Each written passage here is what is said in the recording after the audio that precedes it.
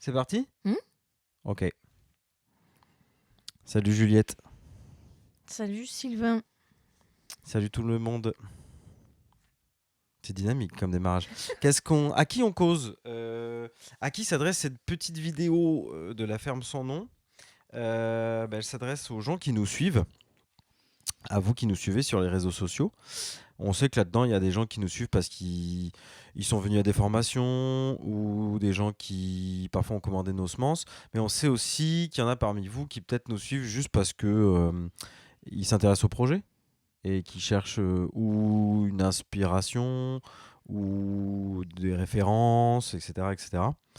Donc on a voulu faire cette vidéo pour vous causer à toutes et tous, que ce soit les gens qui nous soutenaient en achetant nos semences, en vous inscrivant à des formations, simplement pour prendre de l'info comme ça. Ou ceux qui Nos... sont venus nous aider à la ferme aussi Yes. et qui ont vu la chose évoluer. Yes, les potes, les amis, la famille qui sont venus donner des coups de main quand ils pouvaient, les stagiaires qui nous ont contactés spontanément pour nous demander si on pouvait les recevoir et si on pouvait faire un échange entre des coups de main et de la connaissance, ce qui a toujours été un grand plaisir. Merci à toutes ces personnes qui sont venues nous filer des coups de main pendant les 4 dernières années. Un grand merci sincère. Qu'est-ce que c'est que la ferme sans nom pour celles et ceux qui ne nous connaissent pas forcément ou qui nous connaissent pas forcément bien? Je vous pose la question, ma chère. Qu'est-ce que c'est Elle s'est surtout fait connaître pour sa production de semences paysannes. Donc la ferme sans nom, jusqu'à aujourd'hui, a été une ferme, une ferme semencière dans l'Orne, Yes. en Suisse normande, pour ceux qui connaissent.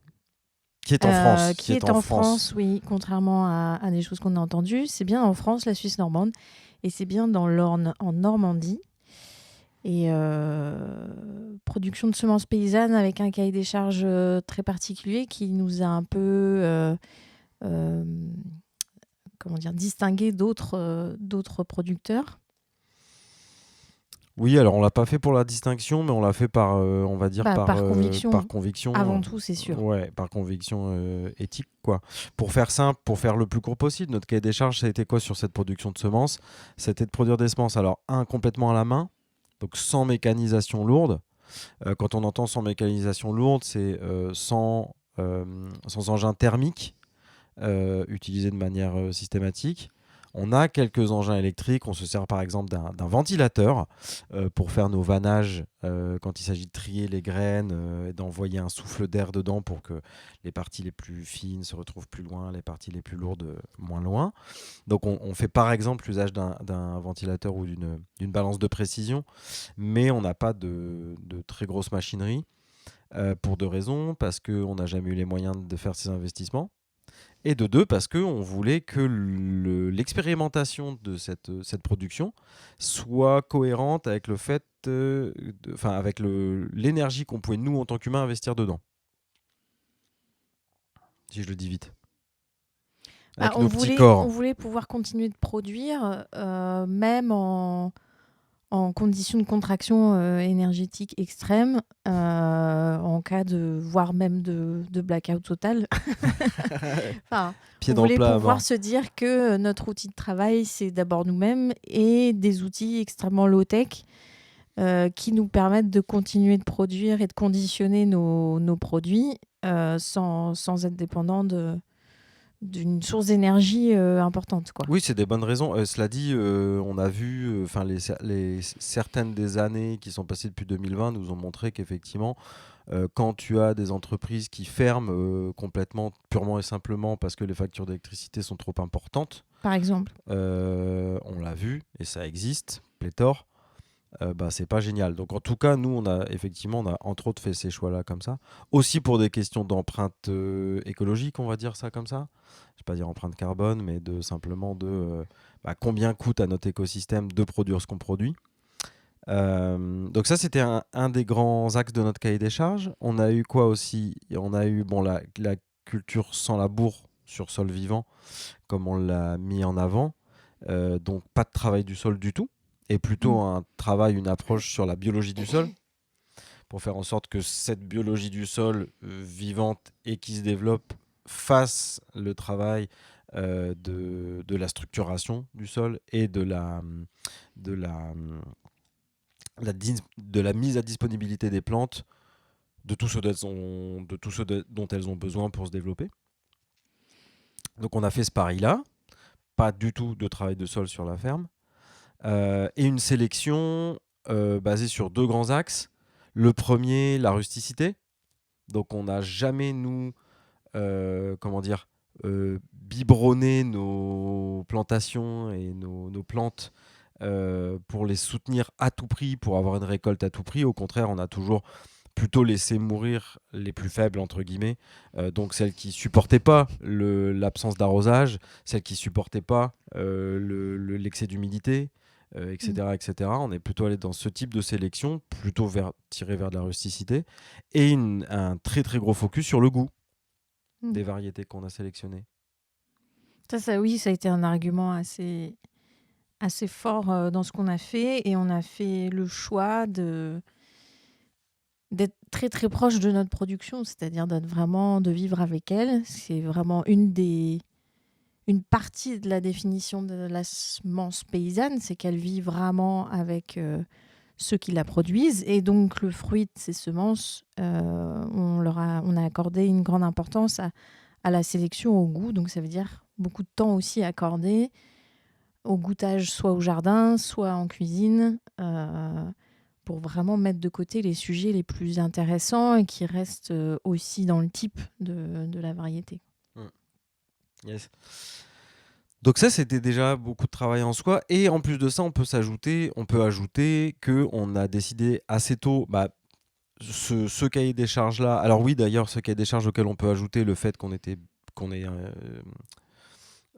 en agriculture biologique, Mm. certifié bio, qui pour nous est bon le moindre la moindre des choses, on va dire.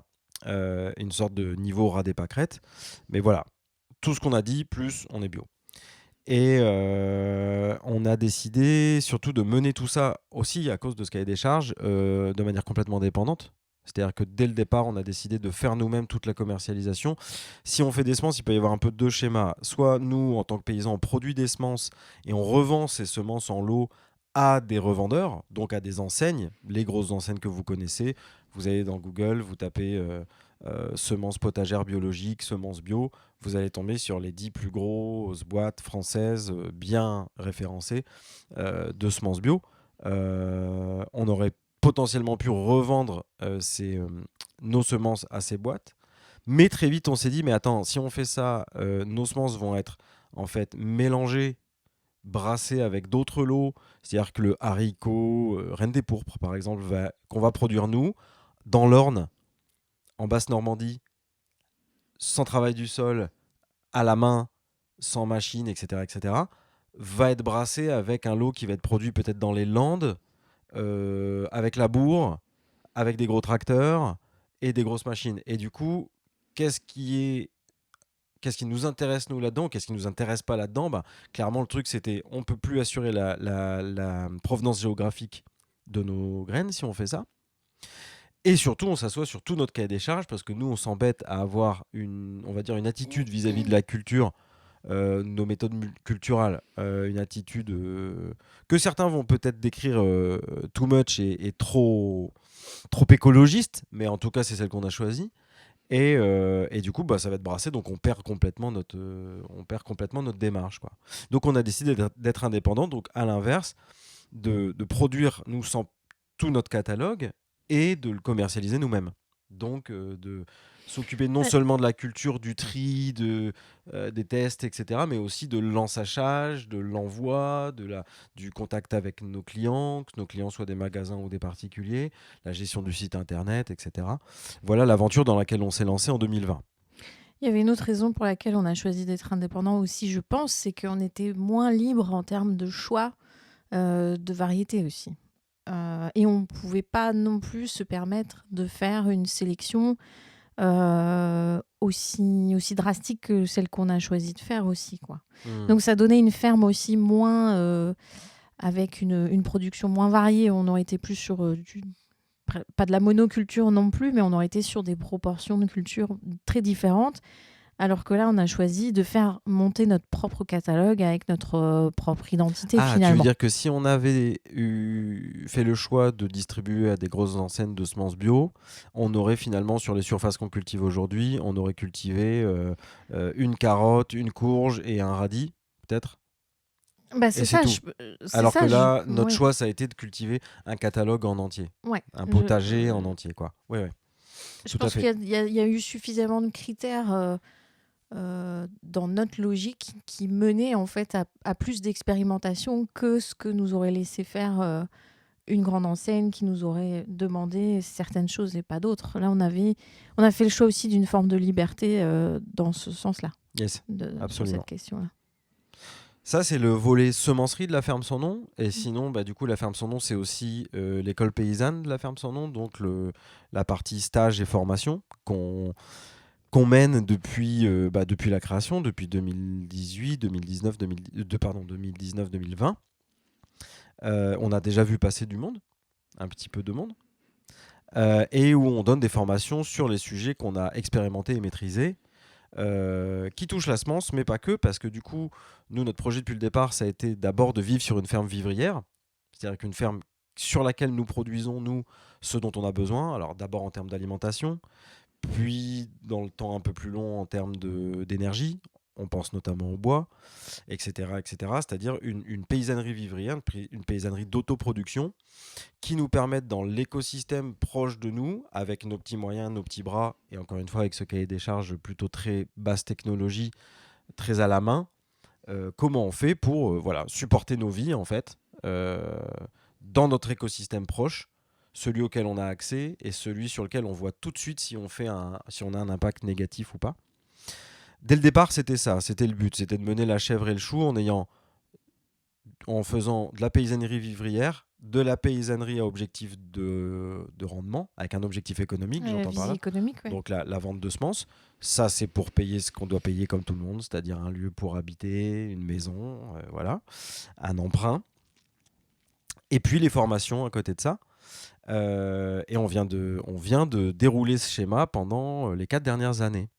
Et aujourd'hui, en 2024, nous faisons un bilan. Alors, nous sommes en 2020.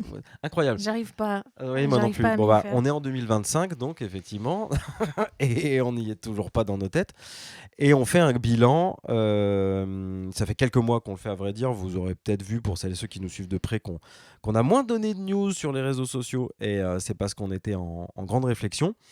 Et voilà, ça fait une petite année qu'on voit bien que, en tout cas, l'aspect vente de semences de notre ferme n'est pas quelque chose qui va nous permettre d'être rentable. Pour faire très court, Bah, nous ne sommes pas rentables. nous ne sommes pas rentables. Voilà, c'est tout C'est un simplement. peu le coup près qui est tombé, euh, on va dire, au printemps dernier, quoi. Oui, au bout de la Euh, quatrième saison de vente, quoi.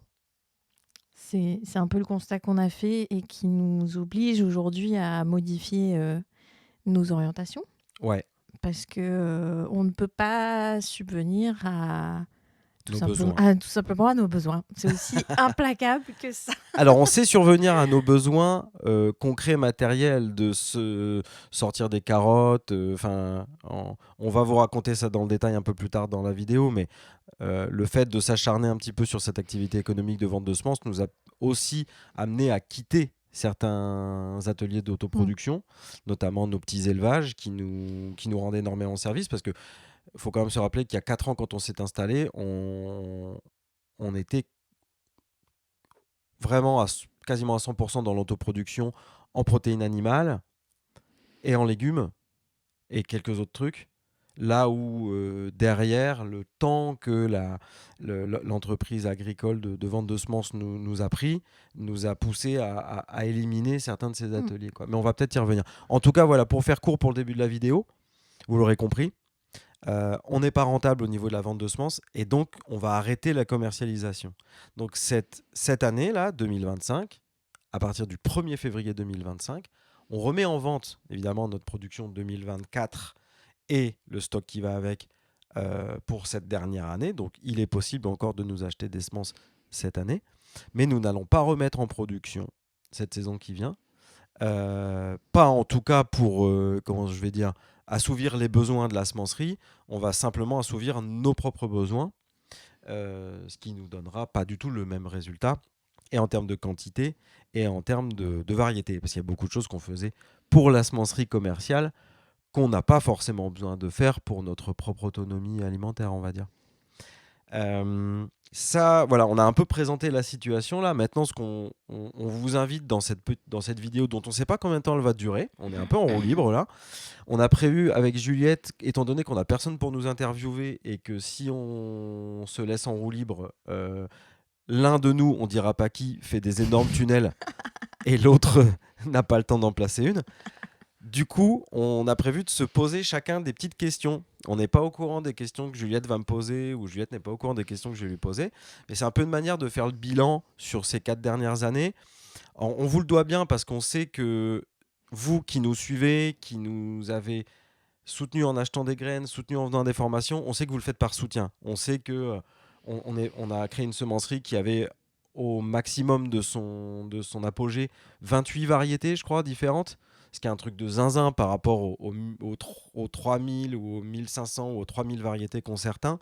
Donc on sait que venir acheter de la semence chez nous, pour vous, c'était comment dire, par vraie volonté de soutien, par Par soutien détermination, ou voire par militance, j'imagine, pour voilà, certains. Donc, voire ouais. par militantisme de on va soutenir des petits, on va soutenir des gens locaux, on va soutenir des gens qui travaillent sur sol vivant, on va soutenir parce que telle ou telle partie du cahier des charges, ça nous a causé. Donc on se dit, on peut pas juste dire on tourne une page, on passe à une autre sans vous en causer et sans même vous inviter à ce qui va se passer dans cette vidéo, c'est-à-dire qu'on vous invitera à nous poser des questions auxquelles on répondra avec grand plaisir sur une prochaine vidéo si vous posez des questions, tout simplement, en dessous, dans les commentaires ou en commentaire sur Insta, sur Facebook, voire même par email à laferme-sans-nom@gmail.com. Et oui, nous sommes des grands méchants, nous sommes sur Gmail.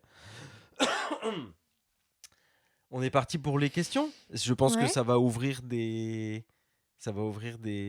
discussions. J'espère, oui, au moins sur les sujets qui nous importent et qui nous semblaient importants de développer ensemble. Yes. Tu veux commencer? Non.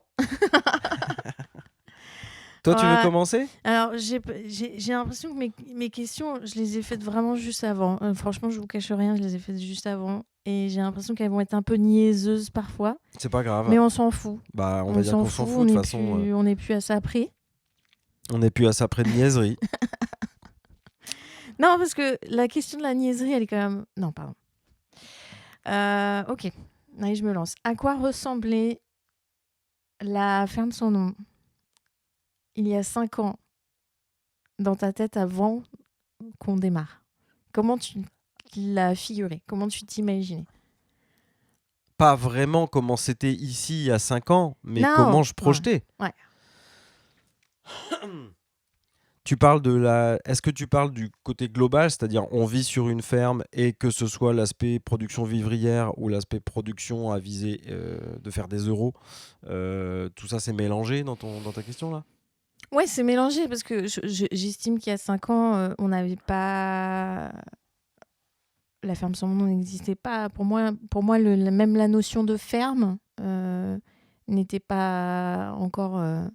je savais pas comment transformer ce lieu-là comme tel. Alors, je t'avoue qu'il y a ce que j'avais en tête il y a 5 ans, c'est un peu flou. Ce que je vois aujourd'hui sur cette ferme, c'est que les efforts colossaux, intellectuels, qui ont été mis dans le fait de concevoir cette ferme, d'en faire le design, si on veut le dire autrement, en ayant vraiment anticipé la possibilité qu'il y ait de la production à visée économique, mais que ça puisse se retourner pour de la production à visée vivrière, que grosso modo le système puisse être déclenché pour l'une ou l'autre l'un ou l'autre de ses besoins. Et là où on en est aujourd'hui, 5 ans plus tard, en termes de réalisation de cette conception ou de ce design, je suis super content. Ah ouais. Ouais, bah oui, oui, bah, ça fonctionne, regarde. C'est hyper fonctionnel. Il y a eu peu de choses à faire pour pouvoir dire, ok, on stoppe la production de semences et on repasse sur de la production vivrière. Enfin, je veux dire, combien peuvent dire ça? Tu te retrouves avec je ne sais combien d'hectares de champs qui d'un coup tu arrêtes de faire de la production dessus. Faut bosser quand même pour pouvoir les envoyer dans une autre direction, Donc pour tu toi, vois. le fait que cette ferme soit à échelle vraiment humaine et à portée d'un travail type manuel, donc quelque chose sur une échelle comme ça, est plus facile en fait à moduler en fait, c'est ça que tu veux dire. Alors, il y a l'échelle de la ferme, effectivement, on est sur une toute petite ferme, on est sur une ferme qui fait 1 hectare, grosso modo. On a un site ici sur lequel on vit qui fait 6 000 m² en tout. On a un autre site de l'autre côté du village qui fait lui aussi 6 000 m². Si on enlève les chemins et tout ça, ça fait 1 hectare. On est à peu près sur 1 hectare, 1 hectare 2. Donc il y a l'échelle de la ferme, mais il y a aussi, c'est ça que j'ai essayé de donner dans ma réponse, il y a aussi l'aspect good design, quoi. Il y a Mm. l'aspect, la conception, toutes les heures et les heures de dessin, de réflexion, d'observation, de mettre tel élément en lien avec tel autre à tel endroit dans la ferme pour que, en termes de déplacement, de fonctionnalité, d'ergonomie, ce soit le plus cool possible. Et même pour tous les éléments qu'on n'a pas encore mis en œuvre, Mm. mais dont on sait déjà où est-ce qu'ils vont être, je suis hyper content d'avoir fait ce boulot-là.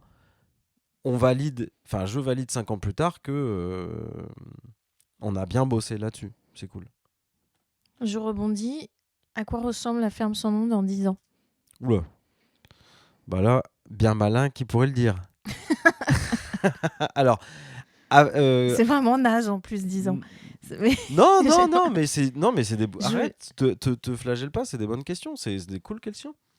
À quoi ressemble. Bah, moi, je dis bien malin qui pourrait le dire parce que moi, on croiserait les doigts. Pour moi, en croisant les doigts, la version optimiste, c'est un écosystème qui est de plus en plus vivant. Les arbres qu'on a bossés, les arbres qu'on a plantés ont poussé. Les arbres qui étaient anciens, qui étaient vieux, les vieilles trognes, les vieilles CP qui avaient été en déprise, qui avaient été complètement laissées Mm. tomber, qu'on a essayé de relancer, pour la majorité se sont relancés et vont bien. Donc on a un système hyper dynamique en termes de production de biomasse, notamment de bois énergie. Et dans 10 ans, c'est vraiment l'objectif, là, parce que avant, dans 10 ans, c'est compliqué pour le système qu'on a, mais d'ici 10 ans, pour moi, si tout ça se passe bien, on aura trop de bois sur cette surface. Tu vois, c'est la version optimiste. Et tout est. Et voilà, Ouais, et on le va lieu aller est vendre des fagots. le lieu est de plus en plus vivant et biologiquement divers et vivant.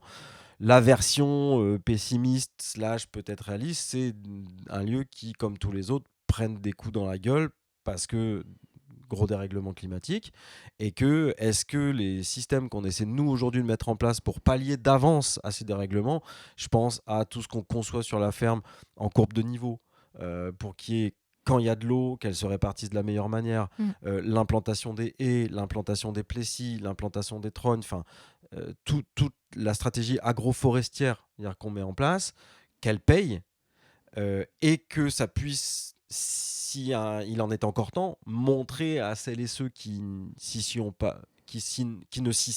pas encore mis à ce moment-là, qu'il faut peut-être aller dans ce sens-là. Mhm.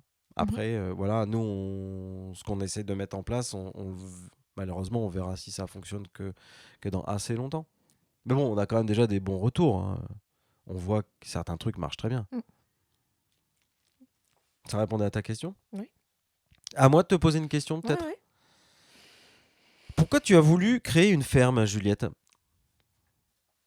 Hmm.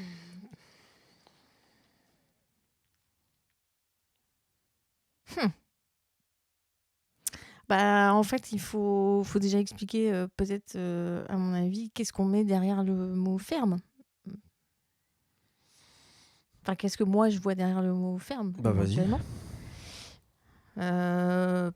Pour moi, c'est un lieu de vie. C'est un lieu de vie, un lieu de travail, un lieu où il y a différentes formes de vivants qui se côtoient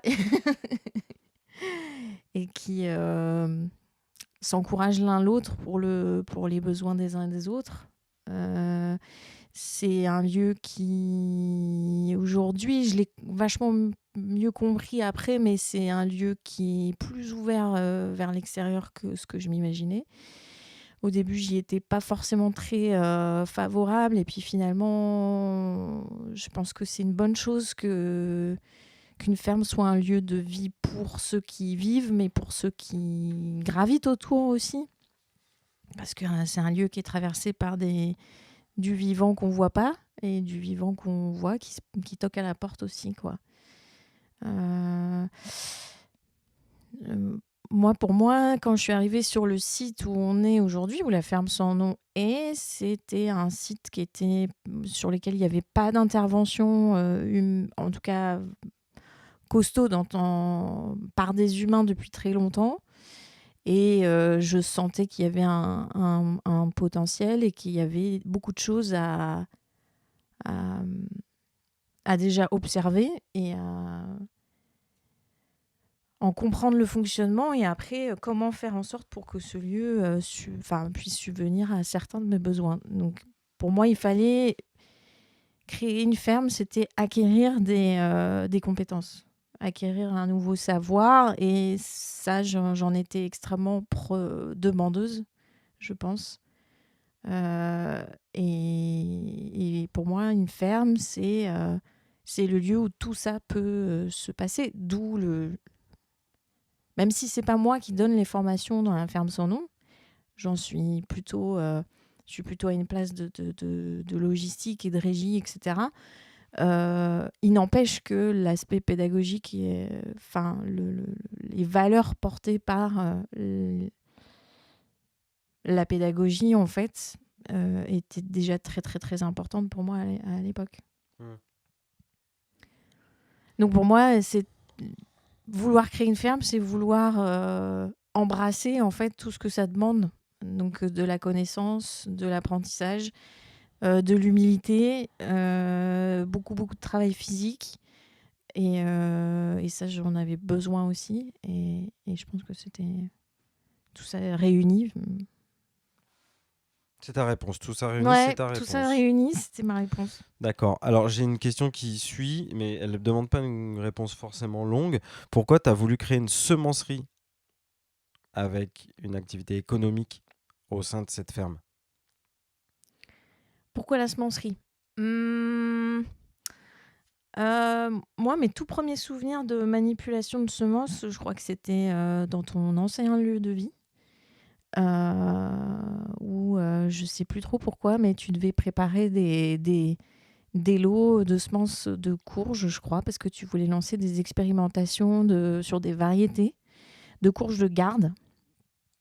Et je me souviens très bien de ta sortie des sacs, des gros sacs en craft de graines.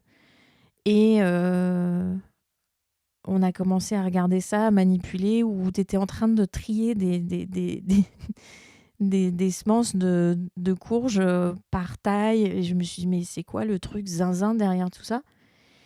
Et petit à petit, j'ai compris en fait l'enjeu le trésor en fait, que c'était ces toutes petites graines ou ces grosses graines. Enfin voilà, ça a été ma première accroche. Et après, c'est lorsque je me suis formée de mon côté que j'ai compris l'enjeu immense en fait qu'il y avait derrière la production de ces semences.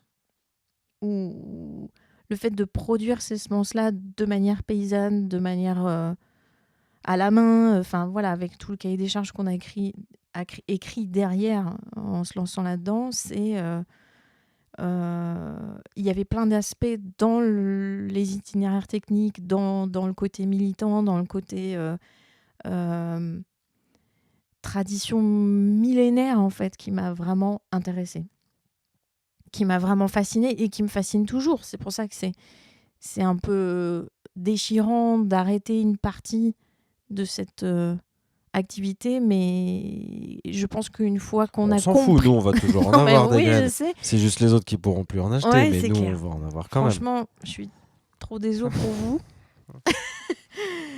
Non, non, mais je pense qu'une fois qu'on est tombé dedans, une fois qu'on a compris les enjeux qu'il y avait derrière, c'est absolument impossible de faire marche arrière. Ce n'est pas possible, en fait, de faire marche arrière. Parce que c'est trop important. Et moi, j'ai beaucoup aimé l'aspect minutieux, l'aspect technique, l'aspect collectage de données, parce que j'ai une formation d'archiviste.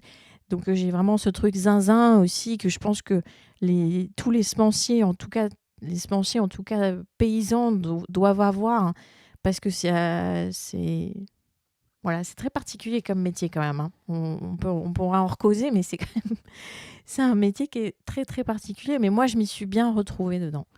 Voilà, et j'estime que c'est des petits trésors.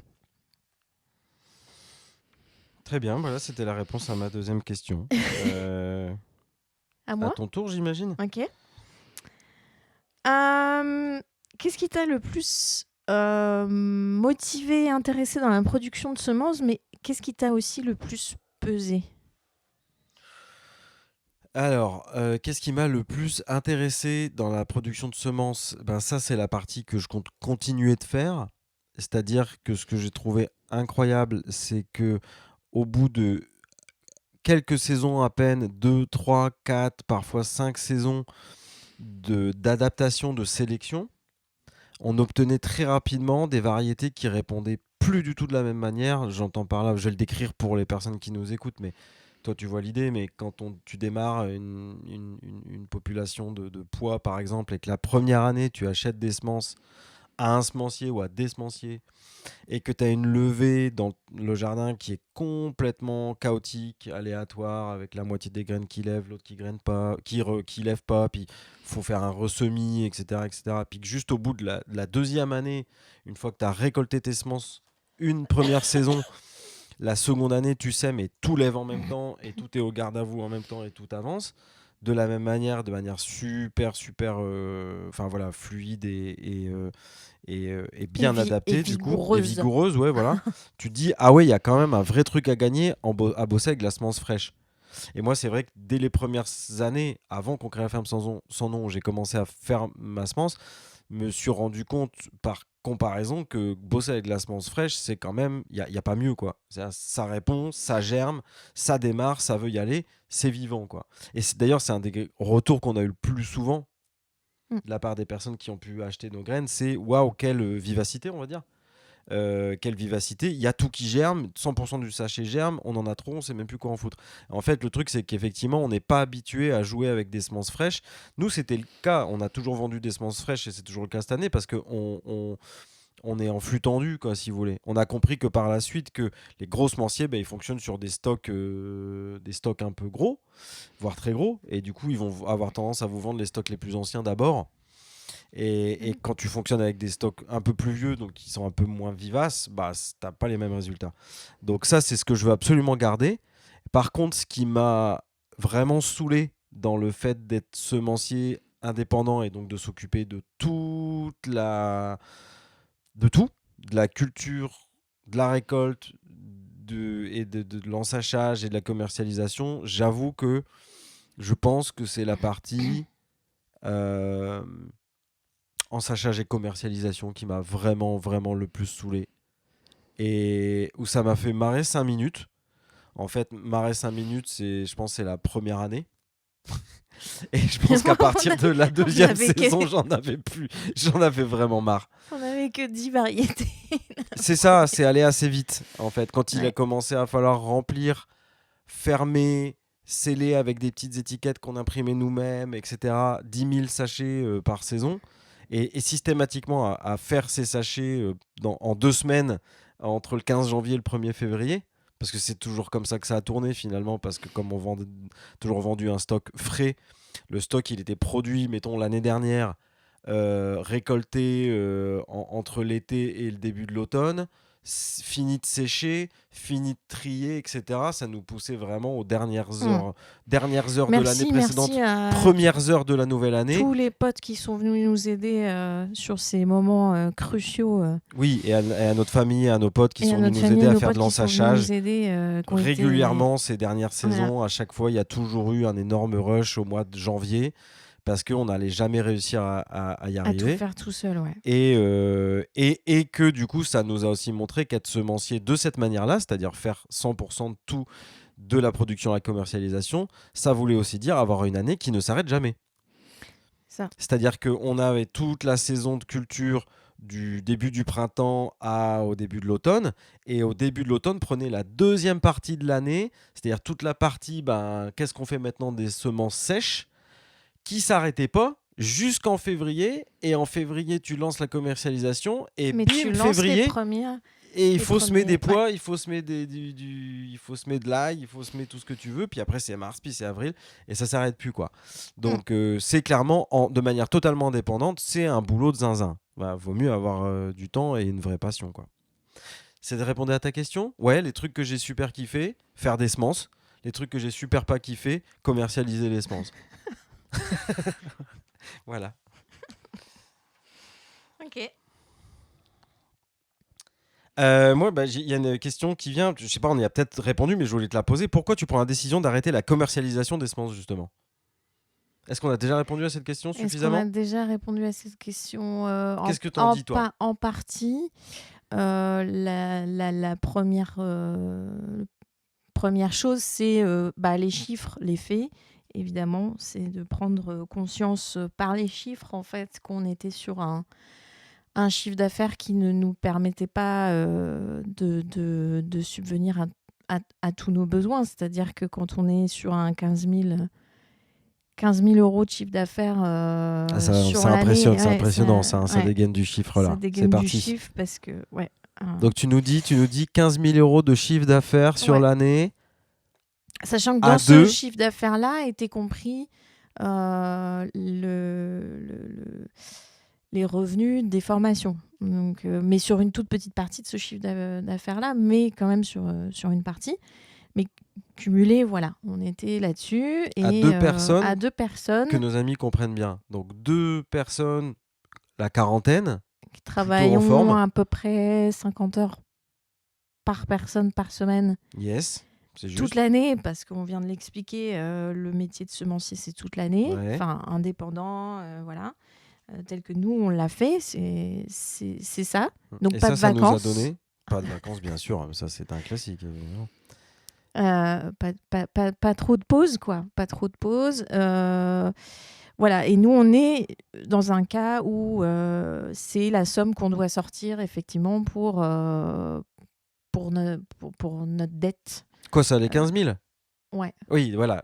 D'accord, ok, je te Donc, suis. c'est-à-dire que juste le chiffre d'affaires, qui n'est pas les bénéfices de la ferme, est intégralement absorbé par la dette, par notre emprunt.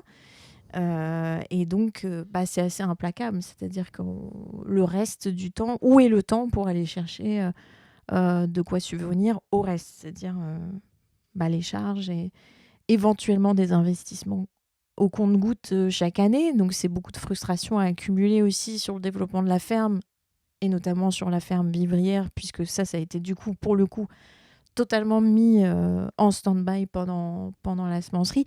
Elle a pris vraiment toute notre énergie physique et mentale sur ces dernières années.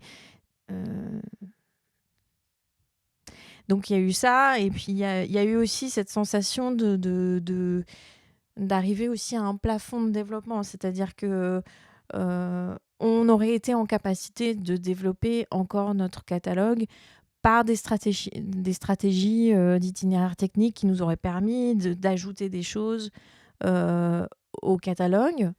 Mais je pense que sur les surfaces cultivées qu'on avait aujourd'hui, on ne pouvait pas aller beaucoup plus loin dans notre cahier des charges. Ou alors ça supposait, et ça on a tourné cette question quand même plusieurs fois dans notre tête, on s'est renseigné, on a pris des contacts, on a même rencontré des amis paysans, paysannes qui étaient plutôt ouverts à la question de s'associer éventuellement à nous pour aussi produire de la semence. Mais ça voulait dire créer donc une forme de coopérative avec des gens qui ne sont pas forcément formés à la base, qu'on aurait dû former aussi, etc. Alors, à commencer avec la production de semences, entre guillemets, facile, et ensuite gagner en compétences ensemble sur d'autres espèces végétales, etc., potagères, etc., etc. C'était ouvrir un nouveau chapitre potentiellement, mais alors avec non plus aucune garantie que chacun allait pouvoir se tirer un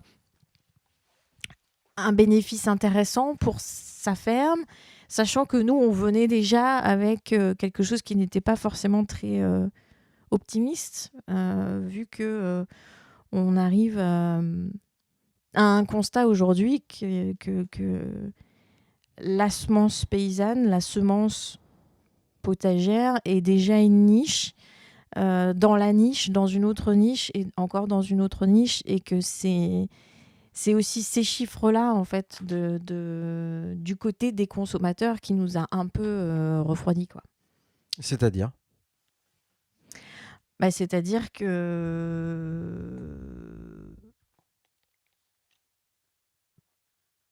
peu de gens cultivent. Mmh. Et parmi les gens qui cultivent au-delà du loisir, sur des échelles vraiment intéressantes pour la subsistance. Alors, moi, j'aime pas trop ce mot-là. Si tu veux.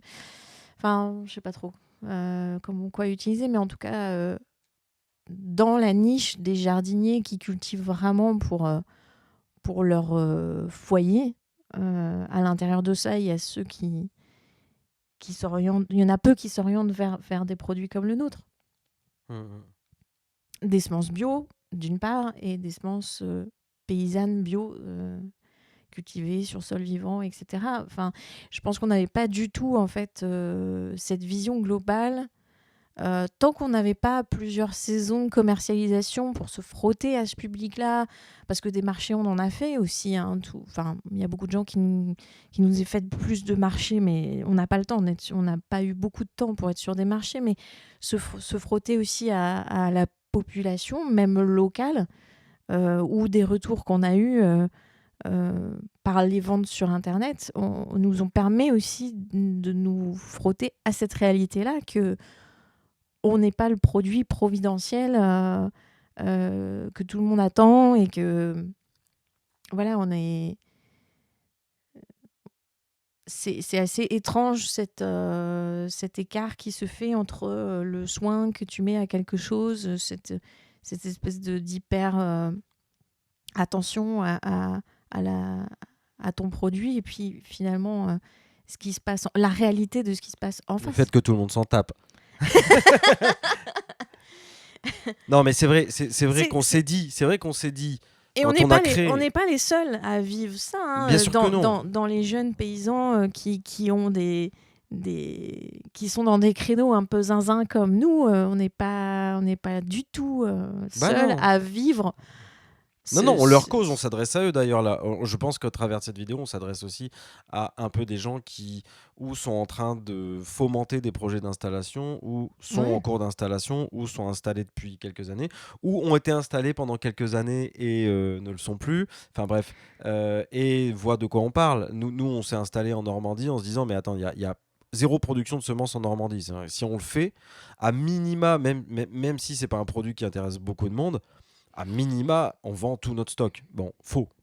Aujourd'hui, on en est arrivé à un truc où effectivement les 15 000 euros de chiffre d'affaires dont parle Juliette, c'est la moitié des sachets qu'on produit en fait. Et aujourd'hui, au bout de 4 ans, on a continué de plafonner à tous les ans, on vend la moitié de nos sachets dispo. Et on a mis en œuvre tout ce qu'on a pu pour distribuer plus loin, dans d'autres magasins. On a déjà, pour que les gens sachent, parce que là, vous nous suivez peut-être sur les réseaux sociaux, mais on a aussi un réseau de 16 magasins, je crois, 16-18. Ok, 15. Une grosse quinzaine de magasins dans notre région qui distribuent nos semences en physique. Bref, on a poussé au maximum, on va dire, les frontières de notre distribution, mais et de notre communication. On a fait notre max en causant, en essayant de faire tourner un Instagram et un Facebook un peu vivant avec des choses un peu intéressantes, pour faire parler de nous et lancer tout ça. Et surtout faire parler de ce qu'on fait et de la semence, plus en particulier. Et malgré tout, aujourd'hui, on vend la moitié de nos sachets, quoi. Et donc, c'est ça aussi qui donne ce résultat économique. Il y aurait deux options: tout vendre tous les ans ou vendre les sachets 2 à 3 fois plus cher. On sait ni l'un ni Eh oui. l'autre ne pouvant exister. Comme on est en compétition directe avec des industriels et que du coup, on n'est absolument pas compétitif niveau prix. Bon, voilà ce que ça donne comme résultat. Je me suis permis de faire un petit ajout à ce que tu avais Mais oui, raconté sur mais cette question que d'ailleurs, je t'avais posée. oui, mais merci aux commerçants qui nous ont suivis parce que Oui, c'est pas gagné. Faut une vraie volonté aussi pour choisir de mettre quand même en magasin aussi ces produits-là parce que quel courage. quel courage, ouais. Quel Non, courage. non, il y en a vraiment certains qui étaient vraiment très cool et qu'on qu'on accueilli ça accueilli notre arrivée sur le marché avec beaucoup de bonheur et d'espoir quand même. C'est vrai, non, mais c'est vrai. Moi, je fais le Il y en a cynique tout le d'autres où temps parce voilà, que ça a été plus compliqué à négocier mais c'est de leur faute et pas de leur faute. On le sait très bien que nous sommes dans un système bien particulier aujourd'hui qui n'est pas prêt de s'arrêter, n'est-ce pas? qu'il y a une belle inertie en tout cas. Oui, qui a une belle inertie. Ouais. À moi? À moi de poser une Je question? pense, j'ai l'impression. Attention, question Oula. choc. Question choc un peu. As-tu des regrets Est-ce que j'ai des regrets par rapport à la semencerie? par rapport à l'aventure des 4 dernières années, c'est-à-dire d'avoir tenté une Même percée si tu as dit dans... qu'on a, enfin, voilà, qu'on a fait notre max sur pas mal de trucs, chose que voilà. Mais quand même, est-ce que tu as des regrets? Hmm. Oui, j'en ai forcément. Maintenant, là, les formuler immédiatement, c'est un peu complexe de pas être flou. Moi, ce que je regrette, c'est de ne pas avoir lu certaines choses plus tôt.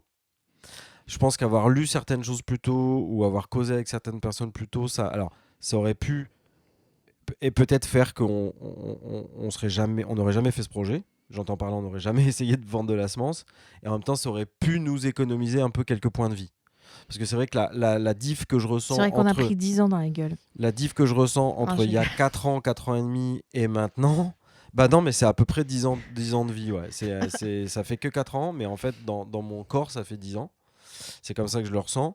Et voilà, c'est sûr que certains choix auraient peut-être pu être faits différemment et peut-être que s'économiser un peu plus, ça aurait été sympa parce que aujourd'hui, qu'il s'agit de reprendre de l'énergie, d'aller rechercher de l'énergie pour relancer quelque chose de nouveau, enfin quelque chose qu'on a mis de côté trop longtemps, la production vivrière, et qu'aujourd'hui on a vraiment à cœur de relancer, on a toute la motivation derrière, mais par contre le corps il fait et voilà, c'est un de mes regrets.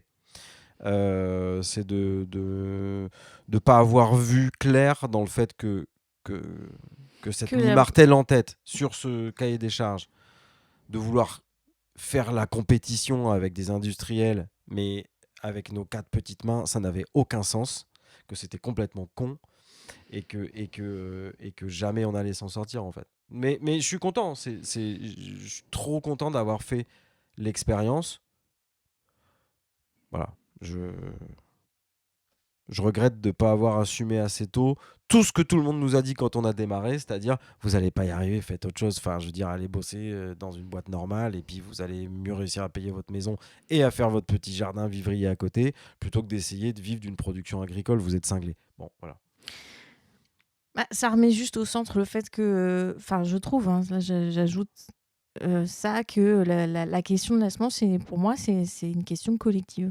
Oui, mais on que était d'une motivation implacable là-dessus. C'est-à-dire que nous, on faisait ça pour que euh, dans notre coin, et on voyait ça partout, c'est pour ça qu'on n'a jamais eu du tout aucune envie d'avoir un monopole national. Il y a des potes à nous, un peu de droite, qui ont commencé à nous dire, mais du coup, vous devriez faire tel truc et vous développer comme ci, comme ça, et avoir un machin par région. Mais arrêtez vos conneries. On veut juste être une petite semencerie qui ramène 2 SMIC.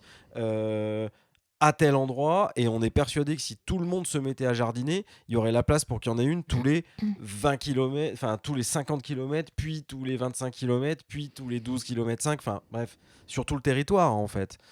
Simplement, on n'est pas dans ce le monde-là. fameux monde de demain. Oui, et on vit clairement pas dans ce monde-là, mais c'était juste notre objectif. Mais notre objectif, c'était que l'argent que les gens allaient nous donner, c'était pas tellement l'argent pour que on vive, c'était l'argent pour que ça existe. La grande question, c'est aujourd'hui comment on fait pour préserver de la semence euh, paysanne. Déjà, s'il n'y a plus de paysans. Et deux, si les paysans ils sont obligés d'avoir un boulot à côté pour avoir le droit de continuer d'être paysans, quoi. C'est compliqué. C'est quand même un peu compliqué. Je sais pas si ça répond à ta question, mais c'était ta question. Ouais, c'est une réponse sur les regrets, ma foi, qui permet tout de même d'aborder quelques sujets intéressants. C'est à moi, donc, du coup. Mm. Alors, on va faire un peu de contraste. J'avais une question, tu vois, les questions de neuneux, moi j'en ai aussi un. Quel est ton meilleur souvenir de ces 4 dernières années?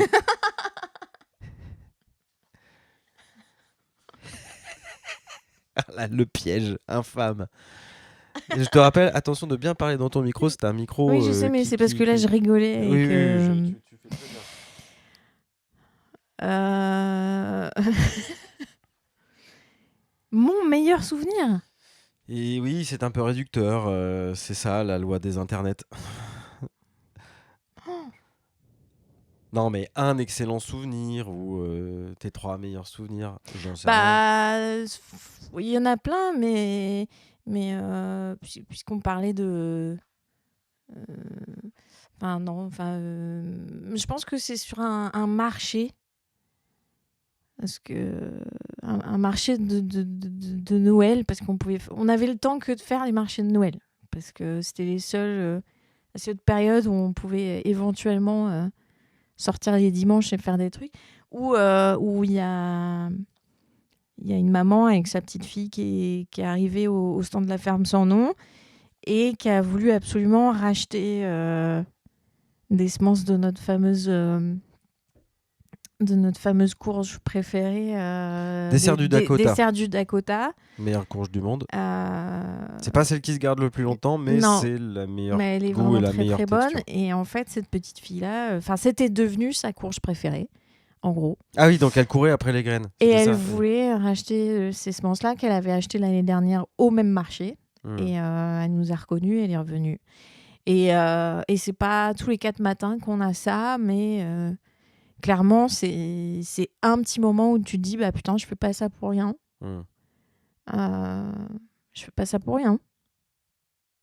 Oui, parce que t'as aidé à... Parce que si on a donné du plaisir gustatif, familial, sur un moment convivial, en famille, voilà, de partager ce repas-là avec une courge qui vient de la ferme sans nom, bah, c'était génial, quoi. Yes, nice. Et il y en a eu d'autres, des petits moments comme ça, mais particulièrement, ouais, quand c'est ouais, je sais pas, le fait que ce soit une petite fille. C'est mignon. C'est mignon. Ça fait une anecdote mignonne. Non, je comprends. Moi, ça m'avait beaucoup touché aussi, ça, le fait qu'on avait participé à l'augmentation de l'exigence d'une jeune personne en termes de goût. en termes de goût de légumes. Ouais. C'était une petite. C'est un peu petit gagné, truc. quoi. C'est un peu cadeau. Je vais te poser, du coup, je vais te retourner ta question de tout à l'heure. Quel est le truc que tu es super soulagé d'arrêter maintenant?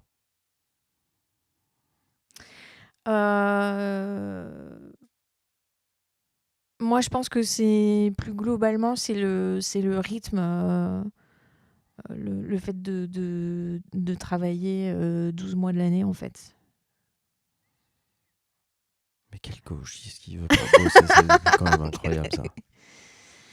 C'est ça, les nouvelles générations. En fait, et après, ils se plaignent qu'ils peuvent pas acheter ouais. des maisons, mais en même temps, ils veulent pas travailler 12 mois dans l'année, quoi. Ouais. Mais surtout sur... ouais. Ouais. On n'a Enfin, plus le fait grand-chose à qu'il dire. y ait très très peu de... Enfin, on bosse avec du vivant et on bosse avec des plantes qui demandent à être accompagnées sur l'entièreté de leur cycle de vie, quoi. Donc, en fait, ça démultiplie en fait non seulement les risques que la plante foire au bout d'un moment. Enfin, c'est pas de sa faute à elle, hein, Hmm. soit c'est nous, soit c'est le climat, soit c'est enfin, voilà. Donc ça démultiplie en fait les phases chaudes, enfin les phases complexes en fait. Donc d'où le métier très technique où il faut savoir réagir très très vite en cas de problème ou en cas de détection de problème. Enfin voilà, c'est vraiment cette espèce de rythme très très très très intense. Mais toutes les phases demandent vraiment une approche rigoureuse, quoi. Mais voilà, ça à la rigueur, voilà. Mais je pense que et c'est le contraste aussi entre être énormément dehors, être énormément jusqu'à la fin du traitement des semences, beaucoup dehors, en contact avec elles, et de devoir passer assez radicalement derrière un bureau, derrière une table de travail et être assise pour le conditionnement, quoi. Le conditionnement, c'est vrai que c'était très lourd. C'est vilain, ça. Ça, c'est très Le, vilain. le lien avec les magasins m'a pas trop... C'était un peu bizarre au début parce que c'est vrai que nous, on vient avec des arguments, comme je dis, pas naïfs, mais des arguments qui nous sont un peu chocs, mais pour eux ne le sont pas du tout. Donc il y a eu une grosse perte de, de naïveté aussi avec l'aspect commercial, c'est-à-dire qu'on est face à des commerciaux. Donc ça, c'était un petit choc. Ah oui, Mais oui, je vois ce que après, tu veux dire. une fois qu'on dépasse ça et qu'on apprend à leur causer, c'est pas tant ça le problème. Hmm. Mais pour moi, c'est le truc que je suis contente d'abandonner aujourd'hui, en tout cas, c'est le contraste entre être vraiment au contact de la plante, dehors, à beaucoup, beaucoup s'en occuper, à cette phase très, très plus immobile, Oui, c'est chiant à mourir. où toi, tu es sur le graphisme pendant des jours, derrière l'ordi, et moi sur la préparation du conditionnement, etc., où c'est vraiment... C'est assez violent. C'est assez violent, mais Mais c'était vilain. c'était assez vilain. Même s'il y a Je- cette satisfaction de voir les choses se concrétiser et de effectivement faire soi-même en fait ce stock, constituer les stocks, c'était Je marrant. vote aussi avec toi pour dire que ce Mais, passage-là de mais ce l'année passage-là est était vraiment vraiment dur. nul. Surtout que automne-hiver, on a plutôt tendance à avoir envie de... Et le corps demande à redescendre, on rentre Enfin, on est soumis à d'autres stress. Et des stress qui sont liés beaucoup à l'humain aussi, et le fait d'être dépendant d'autres prestataires, et que quelquefois les relations n'ont pas toujours été faciles. Oula. N'en parlons pas. Surtout dans la compréhension de ce qu'on fait et d'être dans une exigence et qu'en face, elle n'est pas toujours là. Les Voilà, petits entrepreneurs qui jouent avec beaucoup de quantité d'emballage sauront de quoi nous parlons. c'est ça. Pardon. Ok, super. Très bien. Est-ce que c'est à moi? Ça peut être à toi, ça C'est peut à très bien moi. être à toi. Oui. Est-ce que depuis toutes ces années, ta vision du monde paysan s'est modifiée? Bien sûr. Alors moi, faut savoir que je viens pas du tout de ce milieu-là. J'ai jamais eu de famille dans l'agriculture. J'ai fait une reconversion quand j'avais à peu près 30 ans. Donc je suis allé me faire embaucher sur une ferme. Je suis devenu ouvrier agricole à 30 ans. Après avoir fait vraiment complètement autre chose. Donc j'ai un peu pris cher sur le physique au début. Puis après ça allait mieux. Mais j'étais motivé. Et bah, j'ai eu pendant un temps vraiment une vision de l'agriculture qui était que fermée sur ce micro-milieu, parce que la ferme sur laquelle je m'étais fait embaucher et former, c'était une petite ferme. C'était une ferme bio, dans un coin très touristique, en Bourgogne, en Côte d'Or, en Bourgogne. Donc beaucoup de tourisme de luxe. Et grosso modo, c'était une ferme qui tournait grâce à... Alors, 80% du chiffre d'affaires, c'était... Enfin, 80% du chiffre d'affaires de la ferme sur laquelle j'ai appris la plupart de mon métier venait de l'auberge qui était exploitée sur la ferme. c'est-à-dire de la vente de produits transformés. Et 80% du chiffre d'affaires de l'auberge, c'était le pinard. Autant dire qu'on était vraiment sur une niche où, à la limite, ce que je faisais dans les jardins ou dans l'élevage des troupeaux, etc., c'était du décor, quoi. Ça pesait rien économiquement. Et donc, du coup, j'étais déjà dans un truc un peu nichesque comme ça, de bobo, hein, voilà, t'as l'impression que ce genre de petite ferme, 5 hectares, une petite auberge, un peu de jardin, des arbres fruitiers, un peu d'élevage, ça peut être un modèle qui fonctionne. Trop pas, ça fonctionne pas si le public local qui a les thunes et qui se limite à peu près 5% de la population locale, comme partout en France, sauf que là-bas, il y avait du tourisme. Ici, il n'y en a pas, mais enfin pas le même en tout cas. Mais du coup, si on n'a pas un apport d'argent de l'extérieur, ça peut pas que ça fonctionne pas en fait, que ça fonctionne pas bien. Et du coup, tu as un Bordeaux devant les yeux et tu te rends pas compte. Et moi, du coup, j'aurais eu tendance à dire, mais non, mais c'est facile, il suffit de se lever tôt et de faire le taf et tu fais tourner une petite ferme à taille humaine. Bon, je pense hein, que j'aurais. Voilà. Voilà, aujourd'hui, on a vu d'autres trucs, on a fait d'autres trucs, on a rencontré d'autres gens, on est entouré de personnes qui font un peu ce qu'elles peuvent, du mieux qu'elles peuvent.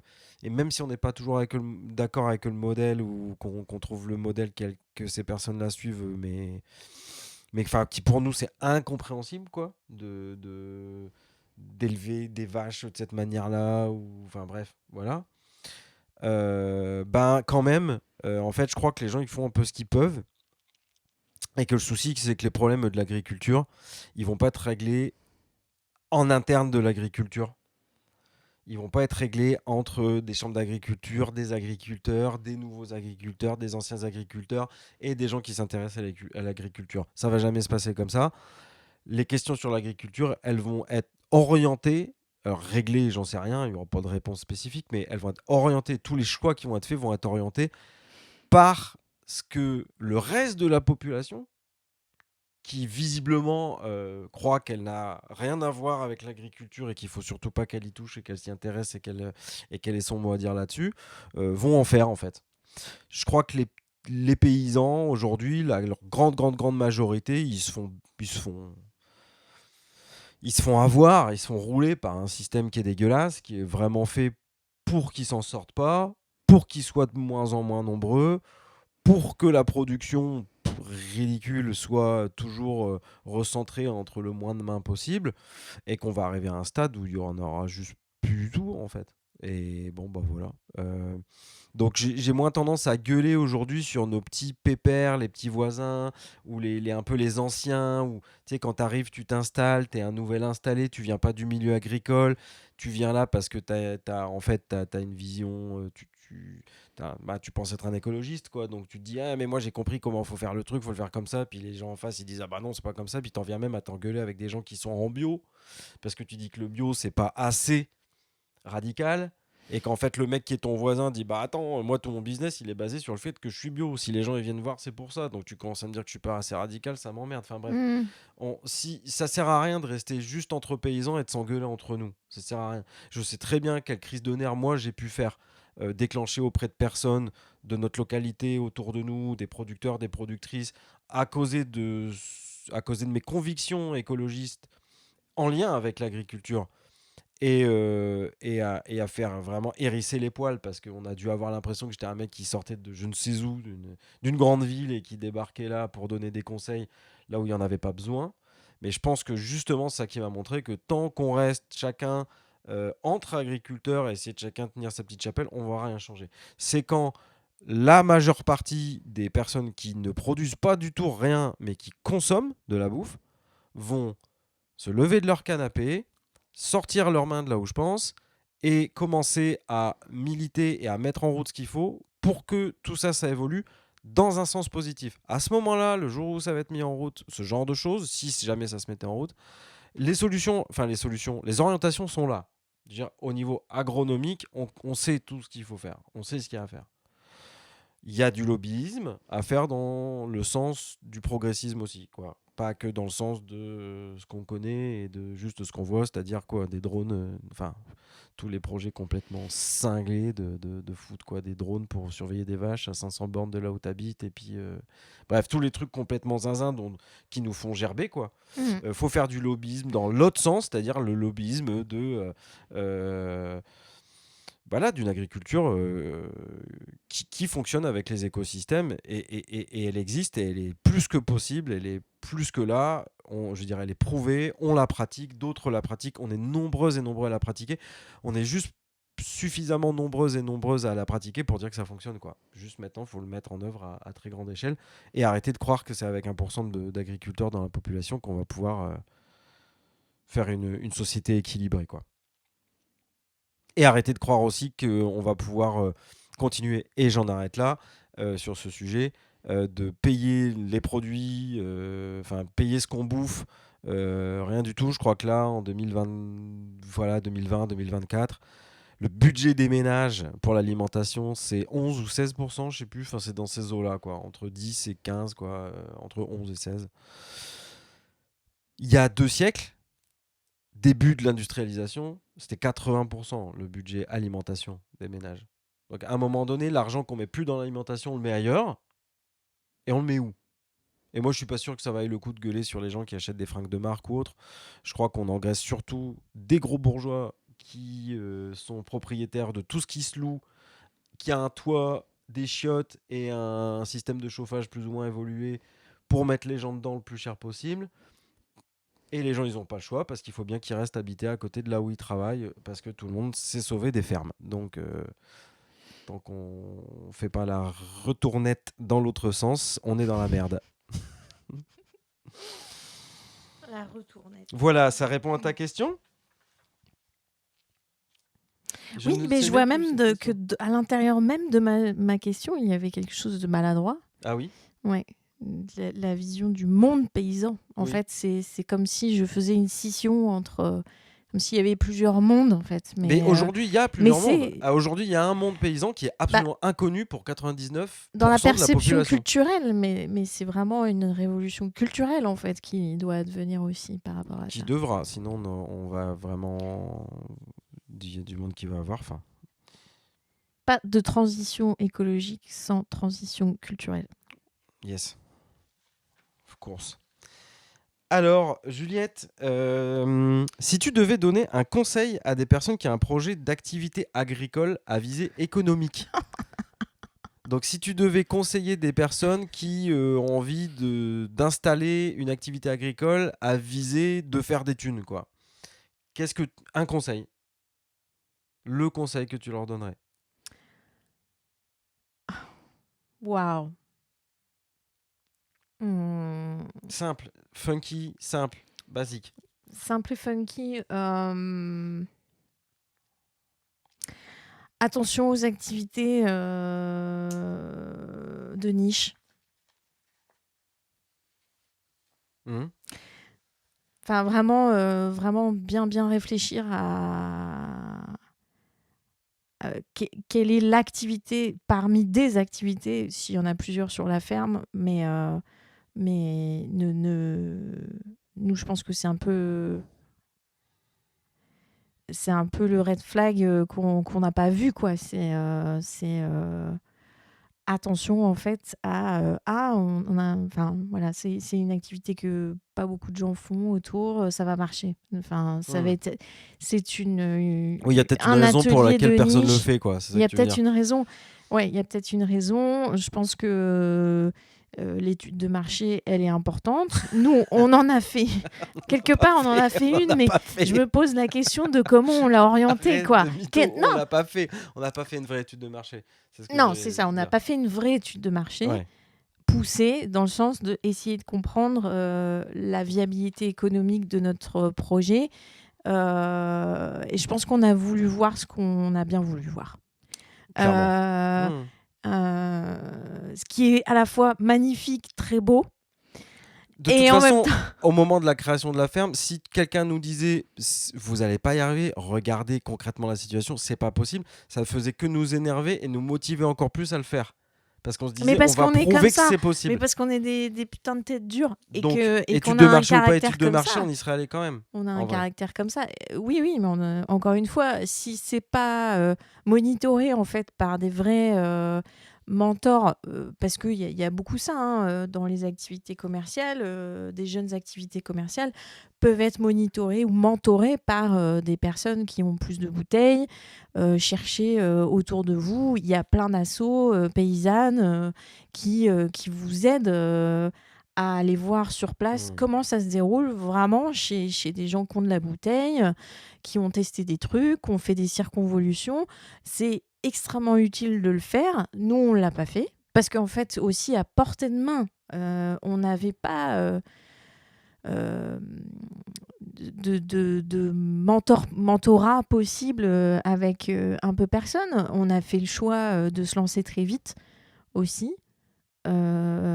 Parce qu'on avait aussi Un peu le feu aux fesses. on avait un peu le feu aux fesses de lancer une activité économique très très rapidement. Voilà, chacun a un parcours de vie différent. Moi, j'aurais tendance à dire aujourd'hui, attention au secteur de niche, regardez pourquoi c'est une niche, regardez si effectivement cette niche est vouée à se développer, parce que ça arrive, il y a des innovations aussi dans le secteur de l'agriculture qui marche et qui se développe, c'est très bien. Là, on est nous, on était sur un produit très très très spécifique, comme on l'a expliqué plus tôt. Encore une fois, moi, j'ai pas de regrets non plus. J'ai appris beaucoup de choses. Il faut savoir se retourner, faire des flips comme ça. Mais il n'empêche que tout ce que j'ai appris, je ne le désapprends pas. C'est toujours là. Mais voilà, quand c'est à visée économique, on est bien au courant aujourd'hui. Donc faites des études de marché et attention aux niches. C'est ça. Et faites des études de marché. Oui, il y aurait plein d'autres conseils à donner, mais moi, c'est le premier truc qui me vient. Yes. Quitte à développer une activité annexe qui soit plus rentable, encore faudrait-il avoir le temps de faire oui, 1000 alors trucs ça, sur une ferme. C'est la question suivante. C'est combien tu as de temps dans ta semaine, quoi, et dans ta vie. Mais après, c'est la comptabilité qui... Alors moi, j'ai appris un truc quand même super dans tout ça, c'est que le truc qui me faisait méga chier d'avance, c'était la comptabilité. Et en fait, je me suis rendu compte que la compta, c'est bien plus créatif comme activité que ce qu'on s'imagine. Parce que... Non, mais c'est vrai. Parce que quelquefois, être en capacité d'avoir... pas de manipuler les chiffres, mais vraiment de... c'est ça que j'avais en tête. Non. La compta, c'est créatif. Non, c'est créatif dans le sens où voilà, ça peut des fois donner des seconds souffles ou ça aide à la prise de décision. Ah bah ça, c'est sûr. En l'occurrence, nous, ça nous a vraiment poussé à prendre des décisions vitales pour nous. Mais n'ayez pas peur de ça, parce que des fois, ça peut vous aider à prendre des orientations. Donc formez-vous là-dessus aussi, c'est génial, vous allez voir. Ouais, il faut vraiment, vraiment, vraiment tout regarder au travers des chiffres. C'est comme ça que ça fonctionne aujourd'hui. Aucune activité agricole peut fonctionner sans ça. Et même si vous vous dites non, mais c'est pas grave, j'habitais dans ma yourte sur le bord du terrain, dans un coin, c'est pas grave, machin. Tu te fais rattraper vraiment trop vite par les questions de confort, de pénibilité du métier aussi. Et donc, du coup, il faut avoir pensé un système qui rapporte suffisamment pour que ça dure dans le temps.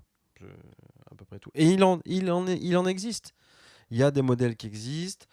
Pour certaines activités, être proche d'une grande agglomération, ça aide énormément. On le voit avec des camarades à nous qui sont ou qui produisent du légume, ou qui produisent des plantes aromatiques ou médicinales, ou qui produisent qui sont apiculteurs, qui produisent du miel, ou d'autres denrées. Être proche d'une grande agglomération, ça aide très fortement à les déboucher. à liquider la camelote, clairement, à la vendre bien, parce que dans les grandes agglomérations, il y a du pouvoir d'achat, mais on est toujours sur la même chose, on est toujours sur ce truc de, bon voilà, il y a une partie de la population qui peut acheter des produits un peu plus chers, bio, etc., mais ça ne concerne pas tout le monde, malheureusement, et ces gens-là, même si nous, on essaie d'avoir des bonnes pratiques pour nous et pour nos clients, ces gens-là ne sont pas nos clients, et du coup, on les garde quand même plus ou moins de côté, ce qui est socialement un peu insupportable. Mais voilà. Yes, merci pour cette réponse. De conseils à des personnes qui auraient un projet d'activité agricole rentable à mettre en route. Petit point technique, Oui, je dois partir dans 10 minutes. tu dois partir dans 10 minutes. Chambé, bah on va plier en 10 minutes. Je pense que je sais pas depuis combien de temps ça dure, mais on va plier en 10 minutes. Est-ce que tu as une autre question? Bah oui, bah justement, c'est peut-être une question qui va nous permettre de donner, parler de la ferme sans nom dans à l'avenir, Si tu veux, pour l'avenir. les questions sont libres. Euh,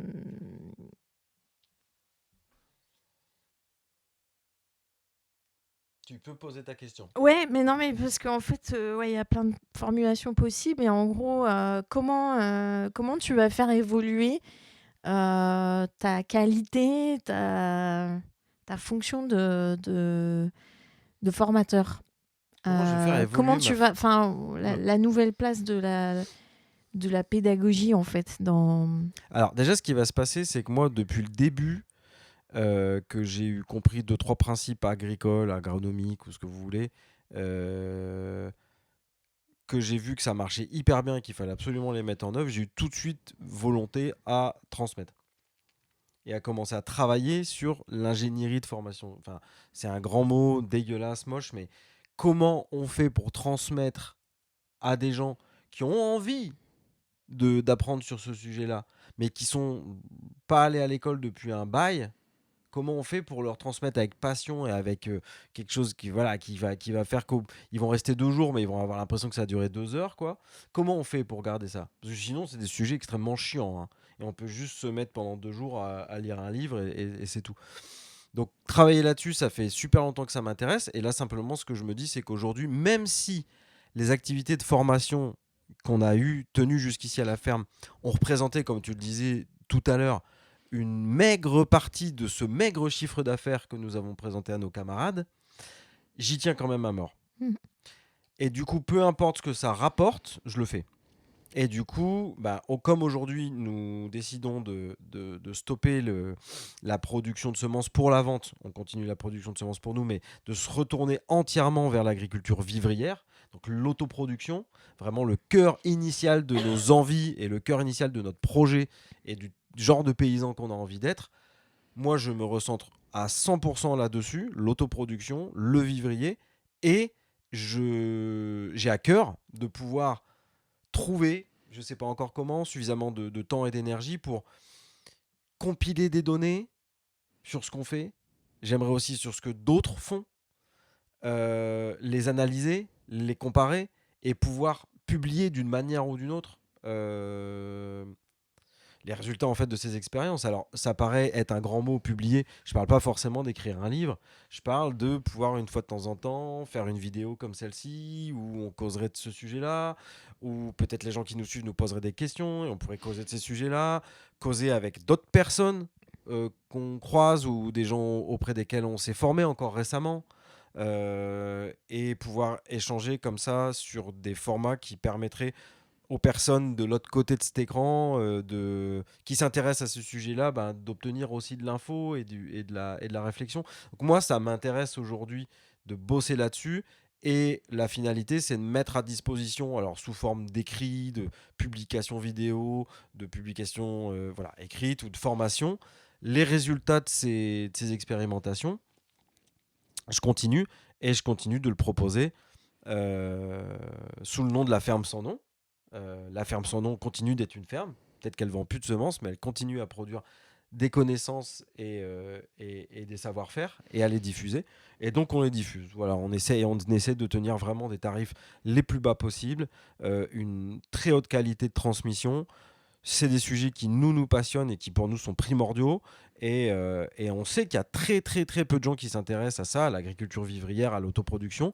Mais il y en a quand même et on les invite à investir dans leur propre savoir-faire, quoi. Donc nous, en tout cas, c'est ce qu'on fait.